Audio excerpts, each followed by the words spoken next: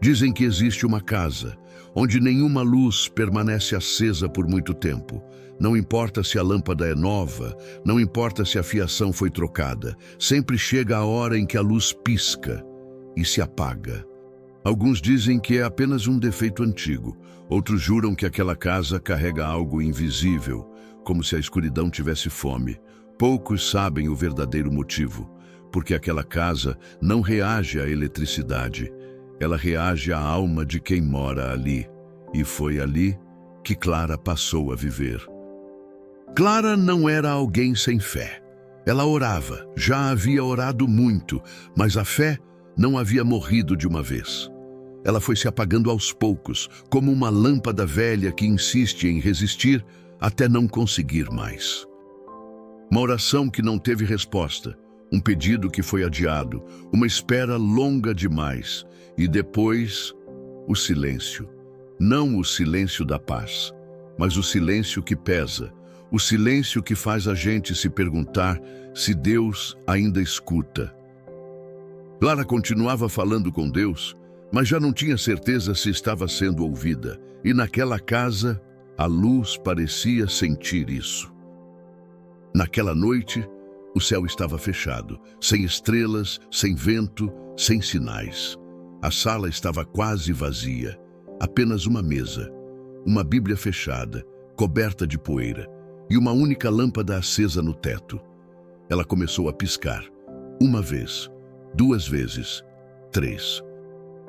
Clara sentiu o coração apertar, não pelo escuro, mas pelo que o escuro sempre trazia com ele. E então, dentro dela, uma voz sussurrou: "Você já orou o suficiente, nada vai mudar." Não era uma voz alta, era convincente. A lâmpada piscou mais uma vez e se apagou. Clara sentou-se no chão da sala, abraçou os joelhos, não chorou, nem gritou. Estava cansada demais para isso. No escuro total, ela percebeu algo estranho. Ela não sentia medo, sentia saudade de Deus. Saudade de quando orar era natural, de quando a fé não precisava ser forçada, de quando a esperança vinha sem esforço.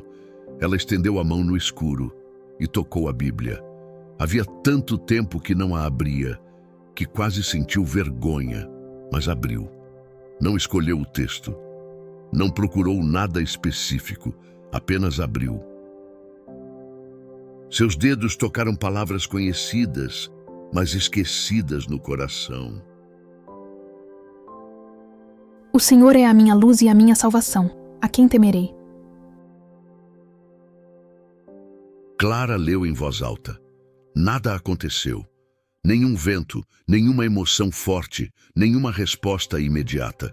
Então leu de novo. Mais devagar. E o silêncio mudou. Não ficou mais vazio. Ficou denso, como se algo estivesse ouvindo. Ela leu uma terceira vez. E pela primeira vez em muito tempo, não pediu nada, apenas declarou quem Deus era. No instante em que ela fechou a Bíblia, a lâmpada se acendeu, não forte, não constante, mas acesa. Clara ficou em silêncio. Ela entendeu. A luz não voltou porque o problema foi resolvido. Ela voltou porque a fé foi lembrada. Não era uma luz perfeita, mas era suficiente. E Clara sorriu. Pela primeira vez em muito tempo. Naquela noite, Clara aprendeu algo que ninguém jamais havia lhe ensinado. A fé não existe para apagar a noite. Ela existe para nos ensinar a caminhar dentro dela. Porque há escuridões que não se dissipam com explicações. Há silêncios que não se quebram com respostas rápidas.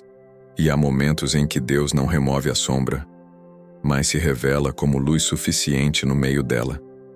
A casa de Clara continuou a escurecer em alguns dias. As lâmpadas ainda falhavam. O silêncio ainda visitava.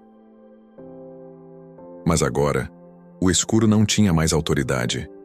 Clara entendeu que a fé verdadeira não depende de sinais constantes, nem de respostas imediatas, nem de noites sem dor. Ela depende da palavra.